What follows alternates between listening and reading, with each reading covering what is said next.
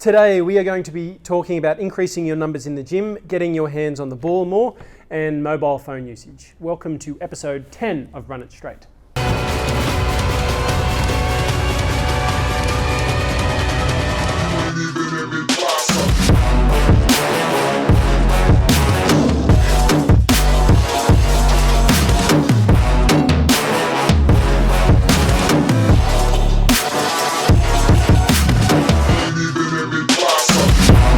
We're going to look at that a little bit today. Oh. Shh. Hello. Shh.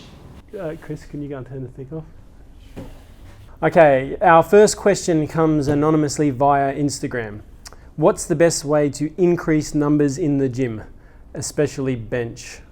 We don't normally go into specifics with this kind of thing. What we normally say is go and find a professional and get them to take you through this. But because we do keep getting asked this question a lot, and there are some people out in the country, we've got some people asking from like far north Queensland, and we want to be able to give them, they're going to be going to the gym regardless of whether they do go to a professional or not. So maybe we'll give you some useful tips. Yes? Yes. Yeah, because we get asked this all the time. Anything you'd like to start off with? Do we have someone to do testings and assessments or no? No. Okay. So that's just why straight off the bat. Straight off the bat. So get into the gym and train. Number one, that's the best way to get stronger in your bench or in anything else. Rule of thumb, which we have all of our guys generally in here performing, is upper body twice a week, lower body twice a week is a good start. Yes. Yeah. You want to be training all the movement patterns. So when that comes to upper body, we're looking at horizontal push, horizontal pull, vertical push, vertical pull. You want to be training them in equal volume. If you don't train them in equal volume, what's going to happen is you're going to start to get imbalances within the body, which is going to lead to injuries. You'll get tendinitis type problems. So when we say equal volume, what do we mean?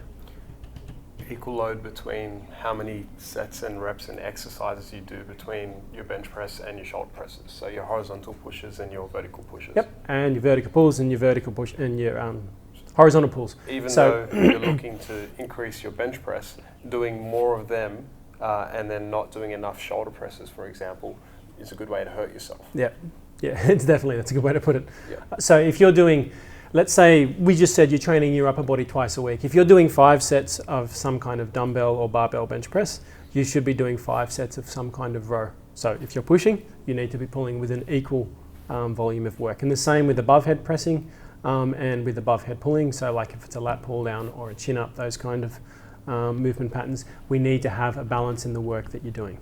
Okay, so to get stronger at bench, you don't just do bench.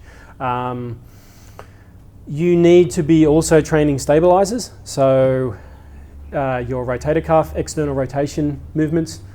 A lot of guys, the shoulder's one of what's probably the most injured area in footballers, and then the knee. One of the ways to prevent or to minimize risk of injury to the shoulder is to strengthen the rotator cuff. And that goes for just as far as if you're playing, a stronger shoulder is less likely to get injured when you're playing a game, but also with training, when guys don't strengthen the rotator cuff and they just strengthen the prime movers, the big sort of global muscles, like your pecs and your lats, we see issues. Just want to emphasize something with your stabilizing muscles or your rotator cuff muscles in the shoulders. It's not about how heavy you lift, so look at some videos on the exercises and try to mimic those exercises the way it's shown.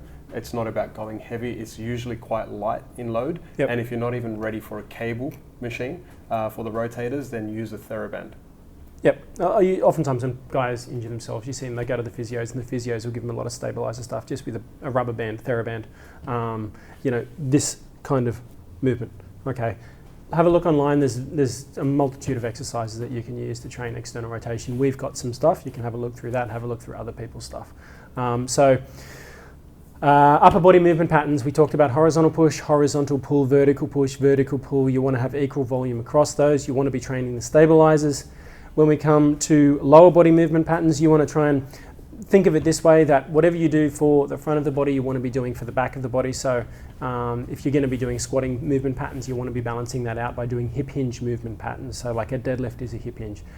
Again, I'm not probably going to recommend you going out and deadlifting without having a professional to have a look at that. If you want to train the posterior chain safer, Back extensions are better. It's easier to do that correctly. A hip thrust, again, if you're doing particularly from ground to start off with, is a lot easier to do that safely without a leg curl to train knee flexion in the hamstrings, because remember, the hamstrings have two functions. One is hip extension, one is knee flexion. Those are all exercises that you can perform. For the front of the body, split squats, lunges, squats. But again, when we're looking at squats and deadlifts, I do not recommend that you just go out and start doing these yourself. You need to have someone guide you through those movement patterns. You could use a leg press in place of that. If you didn't have anything else within a particular place, you could use a leg extension. It's not the best choice, but it's definitely a tool that can be in the arsenal for someone who's looking to put on a little bit of size. So squat, hip hinge, lunge with your lower body, and we already talked about those 4 upper body movement patterns. Is there anything else that we're missing out there in regards to getting better on your bench? I think that's pretty much all we can say for now. Yep. Cool. All right, next question. Sorry, there was something I forget, if we can go back. What are you laughing for? Nikki's behind the camera and she's laughing, so yeah, that's not very nice. Now, periodize your training. What is periodization? I have a wiki definition for you. Periodization is the systematic planning of athletic or physical training. The aim is to reach the best possible performance in the most important competition of the year. It involves progressive cycling of various aspects of a training program during a specific period. Programs often use periodization to break up the training program into off-season, pre-season, in-season, and post-season. It divides the year into phases of training with a focus on different goals. So what does that mean? So bring this back to what we were talking about before. You've got your movement patterns and everything else. You want to get in the gym and you want to train to improve your bench and your other lifts. Where we start with all of our guys is what we call a structural balance or a general prep phase. So what that means, why don't you explain? What do we do in the structural balance phase? We're basically making sure that we're evening out left and right limbs. Yep. So you're not favouring one side when you're lifting with your big movements. Yeah, this is nothing new. We've talked about this before. But so we're doing and this is what you guys should be doing. If you're getting into the gym for the first time, you haven't really done much, maybe you went with your mates and you did a bench lift, what you want to be looking at doing is single limb movement patterns, particularly when you're starting off, to try and improve any imbalances between left and right side, as well as train the stabilizers. So a single arm pull down, we call these unilateral movements because you're training one side independently. A single arm pull down, a single arm row. You can do dumbbell chest press and above head, so shoulder press type movements with dumbbells. You can train both sides at the same time because each side is working independently. However, if you use a barbell, then they're not, so which is why in the first usually 2 to 3 programs, everything that we're doing as far as pressing movements, pretty much everything is going to be done with dumbbells. Yeah. And then most of the pulls are going to be, so whether it's a single arm dumbbell row or a single arm cable row or a single arm pull down, there's very, very few, if any, bilateral movements where we're working both sides. So if we talked before about doing a low curl, if we're doing a low curl, we're doing it single leg. And we're not doing any squatting, we're not doing any deadlifting. If someone's a little bit more advanced, it could be a single leg Romanian deadlift that we could be doing, but we're not doing any double leg work in that initial phase. Next, we move on to more of what we term a hypertrophy phase. This is where you're looking to put on size, and it just depends on the kid. It depends where you are with your development, how old you are, where you are in the season. Is it the start of the off season? Are we in the middle of a season? But again, there's going to be 2, 3, 4 programs there. Yes. Then we move on to a strength phase. Then we move on to a power phase. And I was saying with the hypertrophy or with the structural balance, it might be 2 to 3 programs. How long does a program go for? Well, like we said before, if you're doing upper body twice a week and lower body twice a week, how frequently we would change a program is essentially every 6 sessions or every 4 weeks, whatever comes first. But it's usually, if you're training upper body twice a week, after 3 weeks, that's 6 sessions. The 4th week is when we progress the program. And so all of the exercises, as many of the different training modalities are going to change as possible. So the exercise will change, the grip will change, the angle that you're doing it on will change. We might move from a dumbbell to a barbell. The rep range will change, the tempo will change. As many of those different bits and pieces will change.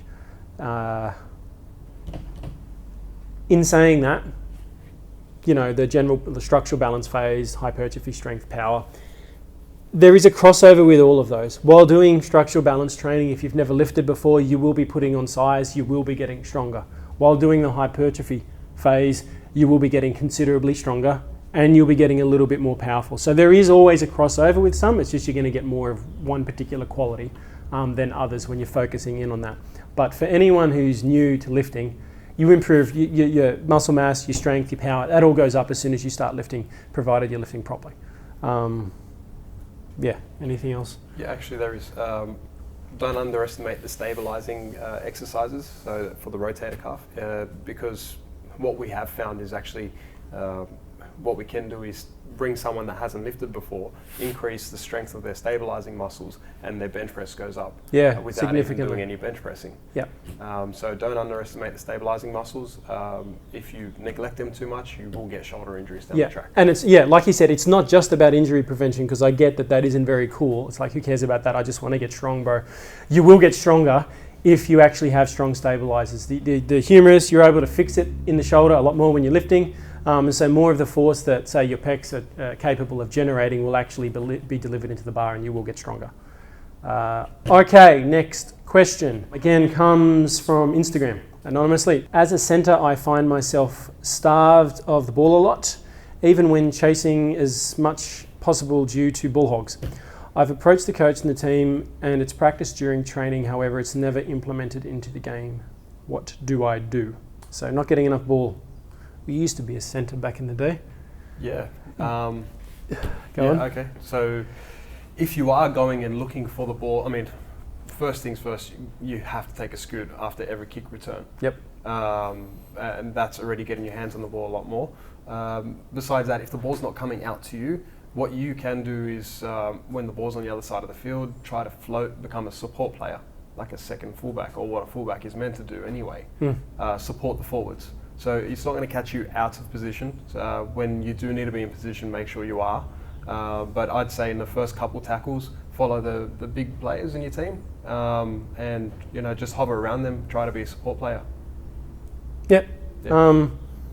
I would start by setting realistic expectations. How often do you actually expect to get the ball? How often do you want to get the ball? And like, be very, very deliberate about that. It's like, well, I want to get the ball 4 times in a half from my half or my 5/8, and I want to get 2 scoots. So let's just quantify it, put a number around it a little bit. And then you need to sit there and is what your expectations, is that realistic? And have you, when you say to the coach you want to get more ball, that's a very subjective statement. What does that actually mean? If you say, well, I want to get the ball at least 4 to 5 times from the half or the 5/8, and when do you want to get the ball? Do you want to get it early, so as soon as he's got it, he just throws it out to you and he lets you do your thing? Do you want to be getting the ball late, so you're running maybe an unders or an overs line, or you're jamming in and just taking the ball right before hitting the line and looking to bust the line that way? Do you want it sort of halfway in the middle? So maybe the half or the 5/8, they're looking to pull the centre across a little bit, give you a bit of space so you can pull the winger in and then offload to your winger who's now unmarked down the side. You've got to be a little bit clearer with what do you want. Do you want early ball? Do you want it late? When do you want it? And then, are those expectations realistic? One of the reasons that people often get frustrated when they're playing a game is because, or in life in general, right, is because your expectations aren't getting met.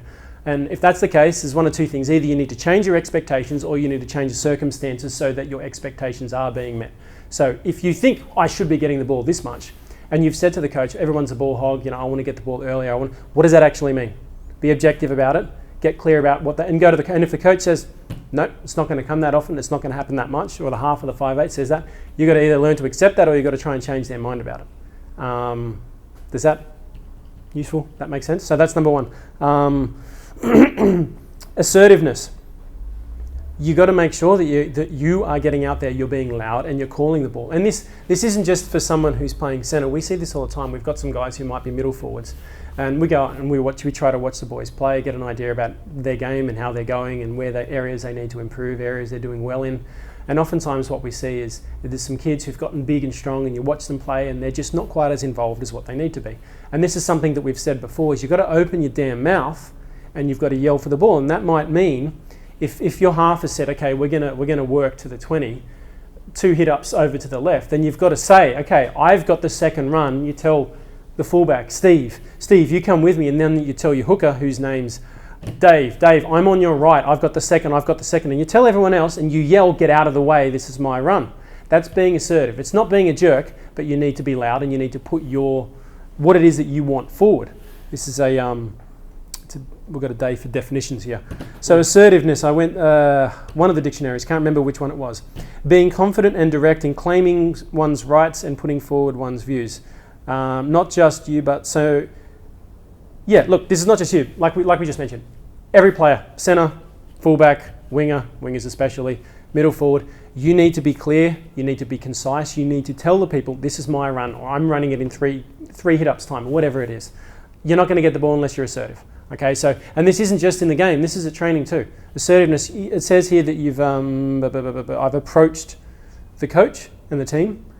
I don't know what approached means. Yeah, I mean, I was probably giving him a lot of benefit of the doubt. No, I'm not trying to be nasty here. I'm just trying to cover anything in case there could be one or a number of these things. Is you need to be very clear and you need to go up to the halfback and say, I want you to give me the ball early. At least 2 in this half, give me the ball straight off, whether it's off the scrum or whatever it is, give me the damn ball. I'm not just going to sit here and you know, once you realise that you can't do anything, then you throw it to me and then I get tackled. If you want, and look, maybe, I don't know, maybe you overrate yourself and you haven't quite got the ability and they don't have the confidence in that yet. That's something that you're going to have to work on. But what we would say, like what Chris said, get in there and scoot, get in there and play, support, particularly when the balls, or when the backs are set out on the opposite side of the field, get in there on your side and support the forwards when they're taking a hit up. Be assertive, set your expectations at a realistic level and make sure that everyone else is aware of what those expectations are and that they're okay with that, and then you can move forward. Anything else? No. All right, our next question comes from steve.bell13 via Instagram. My son never puts down his phone. After you spoke about the phone usage, I looked on his phone and found out he was using it for 6.5 hours per day. He tells me he wants to play reps, but how do I get him to put his phone down and start training? That's a Pandora's box, that one. Chris. If you have the answer, please tell me. No. You need to start by giving him other commitments, getting him to actually commit to other things, ticking them off a list. I'm going to throw this to Joe. This is, well, how common is this though?